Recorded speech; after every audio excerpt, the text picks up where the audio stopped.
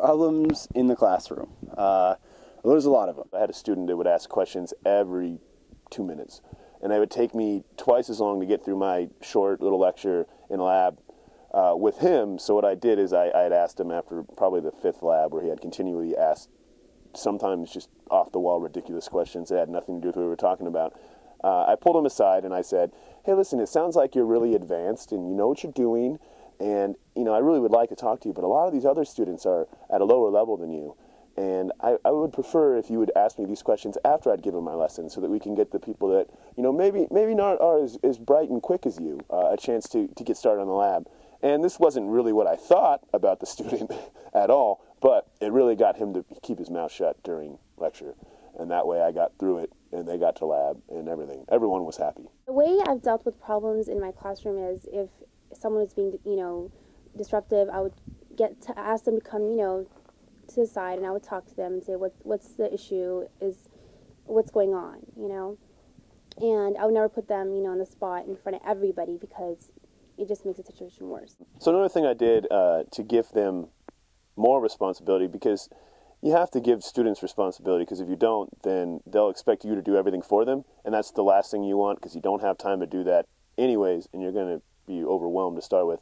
So what I did in the very beginning is I gave them a spreadsheet with all their assignments, their due dates, and the points that were allocated to each assignment, and I said it was their responsibility to keep track of their own grade.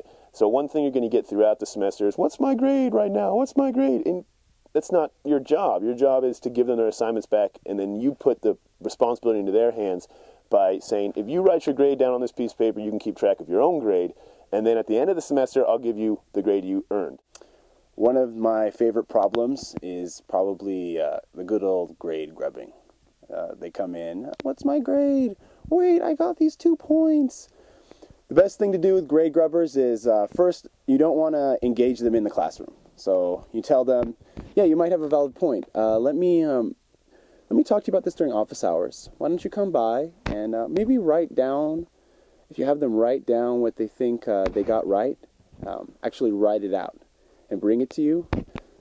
First of all, nobody ever does it. They just kind of you tell them and they're like, oh, that sounds great, or they're like, okay, and they never do it. But if they do, they come over, they bring it to you, you could read it, and maybe legitimately you needed to give them a few points, that's fine. But most of the time, they're just trying to get more points. You might want to have them bring it in. Office hours. Don't do it in front of the class, though, because then it becomes like a free-for-all. They're all like, I did that too! Hold on my paper! Yeah, don't do that.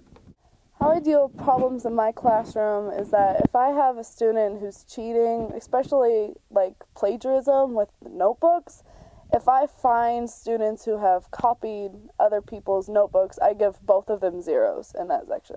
Because I'm like, for either you copied it or you let somebody else copy, so either way, it's not great. So I give them both zeros. I've had a few of them come up to me, but why did I get a zero? And I'm like, well, because you either let someone copy or you copied. And that's plagiarism, and that's wrong, so no. I guess the best way to get students to come to office hours is to be, the ones that want to learn are going to go the extra distance to learn. So they're already going to want to come to office hours, but they might be too shy in some instances.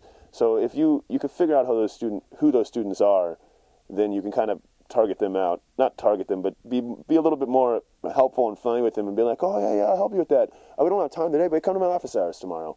And the ones that want to take advantage of it and they feel comfortable doing so will do so. And then the ones that have no desire to won't. And don't get down on yourself because people aren't coming. I mean, when I was a student, I didn't go to office hours. So the ones that are going to want to come will come if you open the door for them to come.